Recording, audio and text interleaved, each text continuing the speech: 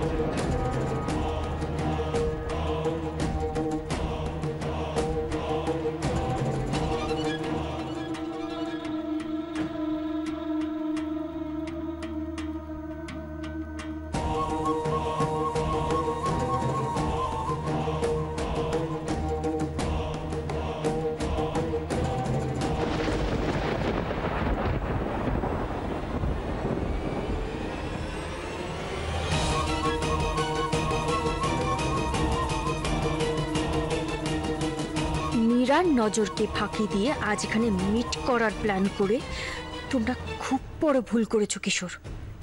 এই সব কিছুর জন্য তোমাকে পে করতে হবে। মীরা তোমাকে ছেড়ে দেবে না।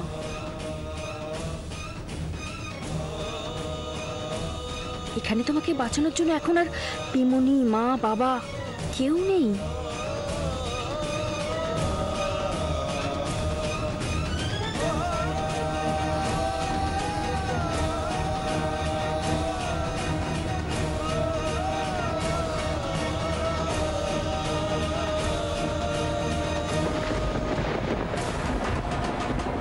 বাবু তো বলেছিল মীরা দিদি আলমারির চাবি মাথার কাছে নিয়ে শোয়।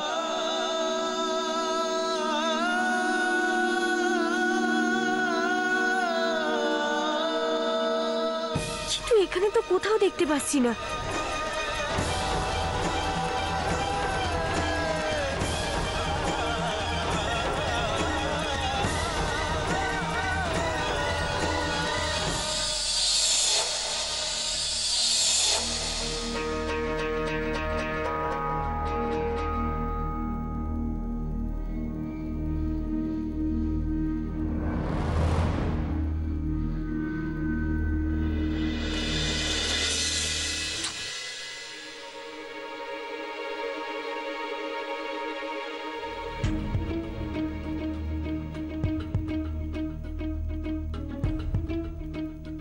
আমি জানি মীরা, তুমি এখানেই কোথাও আছো, লুকিয়ে লুকিয়ে আমার উপর নজর রাখছো।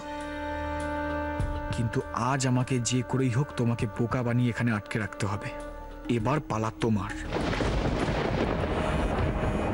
আমার বাড়ির লোকেদের তাদের অধিকার থেকে বঞ্চিত করেছো, তার শাস্তি তো তোমাকে পেতেই হবে, তাই না?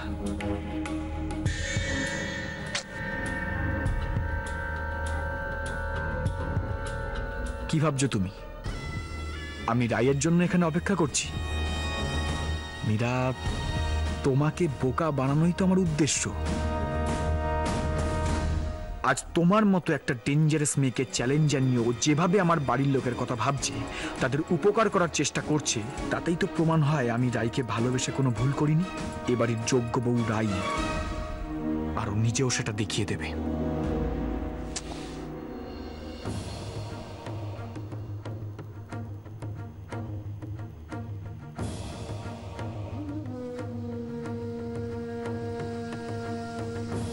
কুসুম এখনো আসছে না কেন? কি হলো?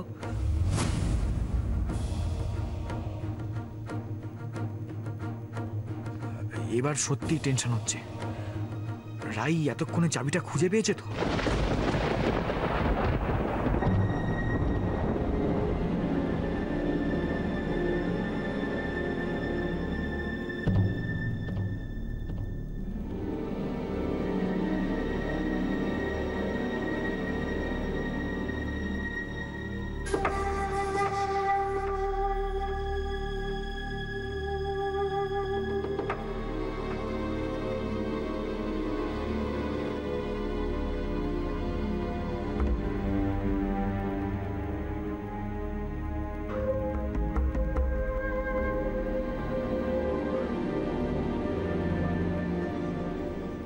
এতগুলো চাবি, এর মধ্যে আলমারির চাবি কোনটা?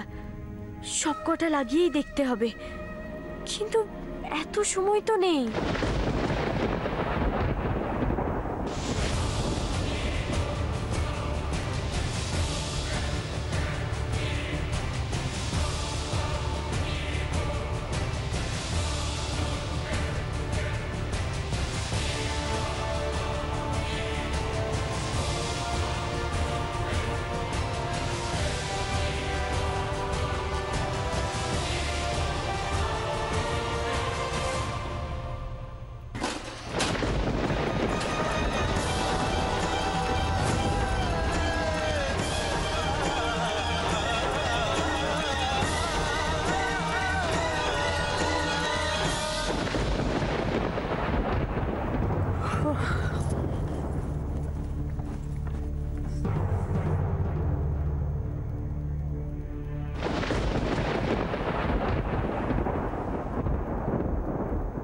এত রাতে সদর খোলা কেন? কেউ দেখেনি নাকি?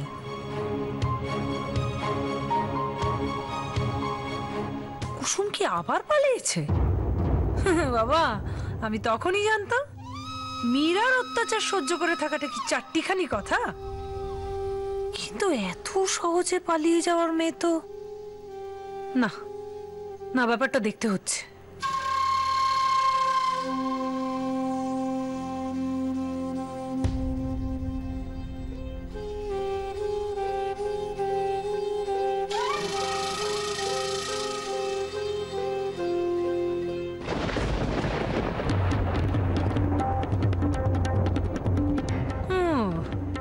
আমি ঠিকই বুঝেছিলাম তাহলে।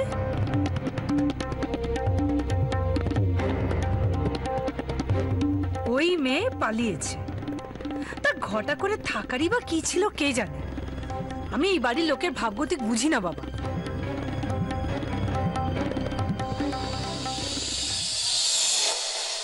মীরা তো আমার উপর হাড়ে চটা, সবসময় দাঁত মুখ খিচিয়ে কথা বলে।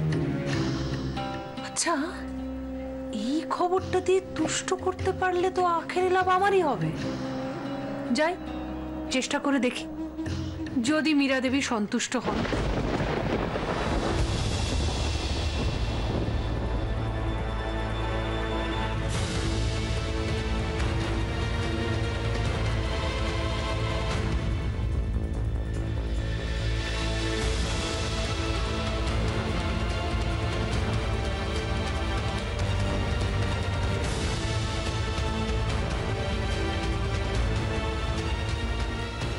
আমাকে ভয় পেয়ে পালালে চলবে না, শেষ চেষ্টা করতেই হবে।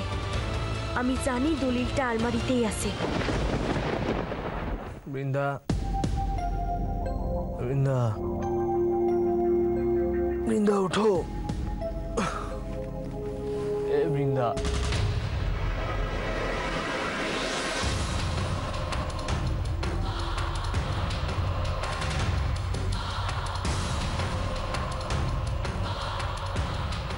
বৃন্দা, বৃন্দা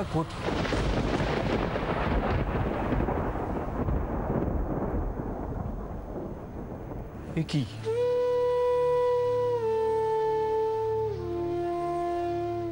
তুমি তুমি ওখানে বসে আছো যে ঘুমোনি? বৃন্দা, কি ব্যাপার বলো তো? তুমি তুমি সারা রাত মামুনিকে নিয়ে এখানে বসে কেন? কি হয়েছে বৃন্দা? আমি কিচ্ছু বুঝতে পারছি না। কেন এরকম করছো বৃন্দা? কেন এরকম করছো? নিজের অবস্থাটা একবার দেখেছো তুমি? হ্যাঁ, সারা রাত তুমি মামুনিকে আগলে রাখবে বলে এভাবে এখানে কেন কেন বৃন্দা? আমার খুব ভয় করছে সায়ন। সায়ন, আমি এতদিনে বুঝেছি মা হওয়া কাকে বলে, মায়ের স্নেহ কি, একজন মা তার সন্তানের জন্য কতটা চিন্তা করতে পারে। আর এই সব কিছু আমাকে মামুনি ফিল করিয়েছে, তুমি জানো। আমি ওকে পেয়ে সমস্ত কষ্ট যন্ত্রণা সব ভুলে গেছিলাম। আমি ওকে ছাড়া বাঁচবো না সায়ন, আমি কিছুতেই ওকে ছাড়তে পারবো না। বৃন্দা, আমি ওকে কারোর হাতে তুলে দিতে পারবো না। বৃন্দা, তুমি কেন ওকে নিজের কাজ ছাড়া করবে? ও তো তোমার সাথেই আছে, তাই না? কেন অকারণে ভয় পাচ্ছ তুমি? অকারণে? কি বলছো সায়ন? আমি অকারণে ভয় পাচ্ছি? তুমি তুমি জানো না আসমা আমাদের ফলো করছে? হ্যাঁ, তুমি তো নিজেই দেখেছো সায়ন। হ্যাঁ, আমি জানি ও কলকাতাতেই আছে, ও এখানেই আমাদের আশেপাশে। আচ্ছা, তার মানে কি ওর মেয়েকে ফিরে পেতে চাইছে? কি আমার মামনিকে আমার কাছ থেকে কেড়ে নিতে চাইছে সায়ন? বৃন্দা, ও যদি ওকে নিয়ে চলে যায় তাহলে আমি কি বলে আটকাবো সায়ন? আমি তো ওকে ছাড়া কিছুতে বাঁচবো না। আমি বাঁচবো না সায়ন। ভুলে গেছিলাম ওকে পাওয়ার পর যে আমি নিঃসন্তান। আমি ভুলে গেছিলাম যে আমি কোনোদিনও মা হতে পারবো না। আমি ওকে কারোর হাতে তুলে দিতে পারবো না সাহেব। আমি থাকতে পারবো না ওকে ছাড়া, আমি কিছুতেই থাকতে পারবো না। বৃন্দা, বৃন্দা, শান্ত হও। কেন এরকম করছো? তোমার শরীর খারাপ হয়ে গেলে তাহলে মামুনকে কে দেখবে? কে ওর যত্ন দেবে বলো আমাকে? আচ্ছা সায়ন, আসমা ঠিক কি চায় বলো তো? জানি না বৃন্দা,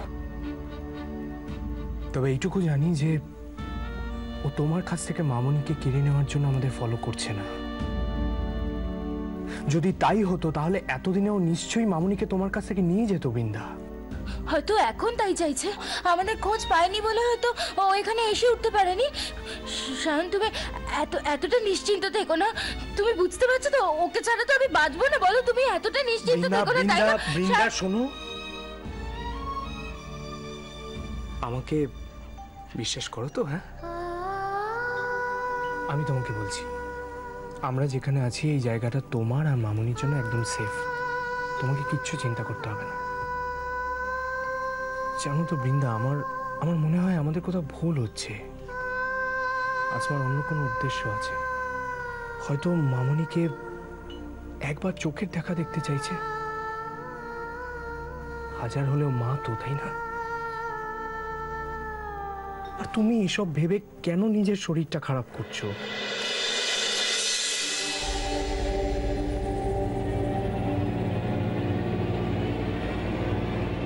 কেসটা কি হলো?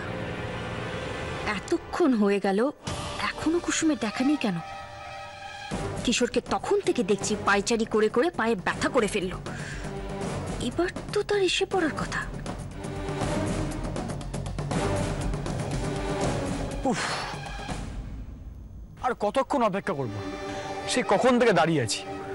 সবার নজর বাঁচিয়ে এই রাতটাই তো আমাদের দেখা করবার সময়। রাই, তুমি প্লিজ তাড়াতাড়ি চলে এসো।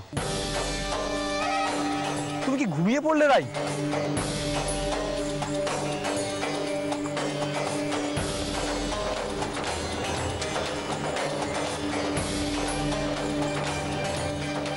তুমি খুব শিগগিরই সব কিছুর জবাব পাবে কিশোর।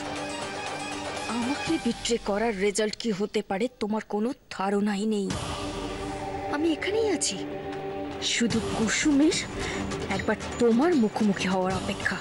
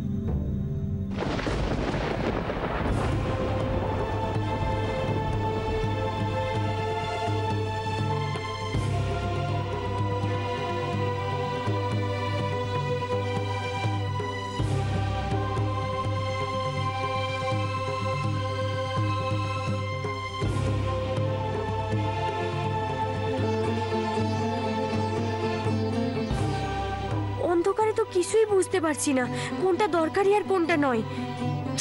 আবার টর্চটাও জ্বলছে না।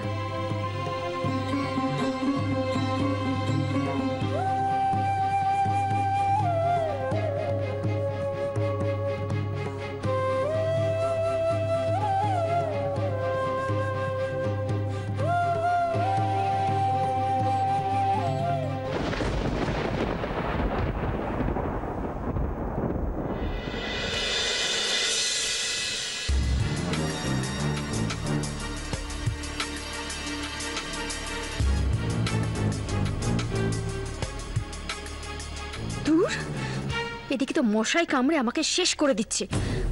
কুসুমের দেখা নেই কেন? কি করছেটা কি ও?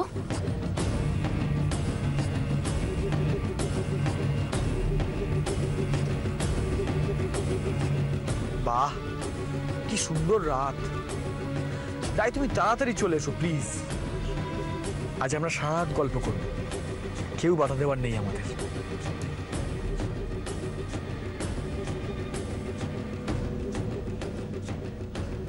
হ্যাঁ, আমি এখানে মশার কামড় খাবো আর তোমরা ওদিকে রোম্যান্স করবে। করাচ্ছি। আচ্ছা, আসছে নাই বা কেন এখনো কুসুম? আমাকে দেখে কি ভয় পেয়ে ঘাপটি মেরে আছে কোথাও আশেপাশে?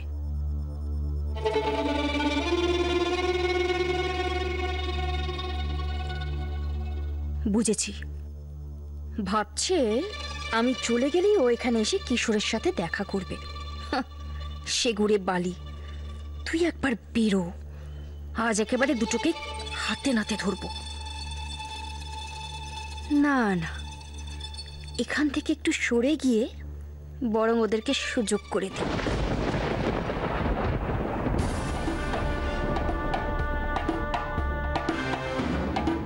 এই রে, মীরা কি ঘরে চলে যাচ্ছে নাকি? প্ল্যানটা তো তাহলে ফেল হয়ে যাবে। রাই কাজটা এতক্ষণে করতে পেরেছে তো? যদি ধরা পড়ে যায় এবার?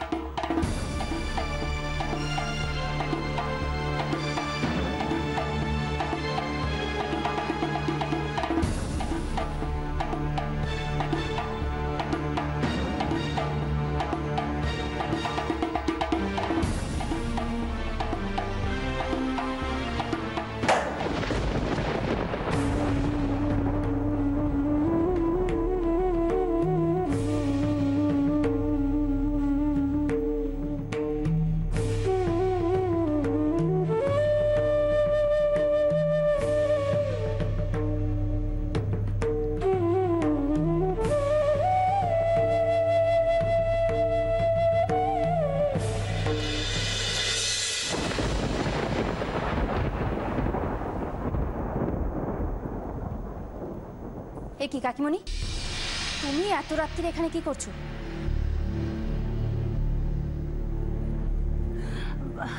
ও, তুই বাইরে গেছিলে? কি করছিলে বাইরে? সেটা জানা তোমার কাজ নয়, প্রশ্নটা আমি তোমাকে করছি। তুমি এত রাত্রিরে এখানে জেগে কি করছো? ও বাবা, মীরাই কি তাহলে সদর দরজা খুলে বাইরে বেরিয়েছিল? কিন্তু তাহলে কুসুম কোথায়? কি হলো? আমি তোমাকে কিছু জিজ্ঞেস করছি কাকিমণি। না মানে ইয়ে, ওদিকে তো সর্বনাশ হয়ে গেছে।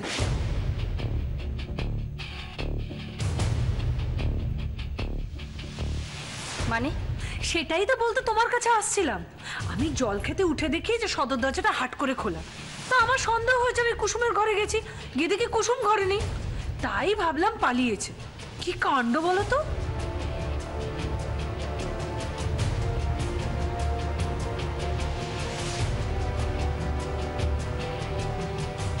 কিন্তু আমি তো বাইরে থেকে এলাম, কুসুম তো বাইরে নেই। থাকলে নিশ্চয়ই আমার চোখে পড়তো। ও মা, কর্পূরের মতো উবে গেল নাকি মেয়েটা? কি কাণ্ড বলো তো, ঘরেও নেই বাইরেও নেই।